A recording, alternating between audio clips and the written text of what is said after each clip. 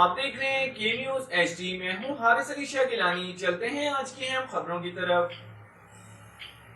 ساہیوال سے ہمارے نمائندے میاں علی رضا کی رپورٹ کے مطابق یوم علی کے موقع پر مجلس اعضاء و ماتمی جلوس بسلسلہ یوم شہادت امیر المومنین مولا علی مرتضیٰ بمقام امام بارگاہ قصر سید الفاطمۃ الزہرا ساہیوال زیر اہتمام انجمن غلام اہل بیت ساہیوال منعقد ہوا، جس سے خطیب ولایت علی پروفیسر علامہ سید رضوان طریبی نے بصیرت افروز خطاب کرتے ہوئے سیرت امام علی ابن ابی طالب پر روشنی ڈالی اور ان کے فضائل مصائب بالخصوص شہادت کا واقعہ بیان فرماتے ہوئے شبی تابوت برآمد ہوئی اور مومنین نے ماتم داری کرتے ہوئے اپنے مولا کی بارگاہ میں پرسہ پیش کیا.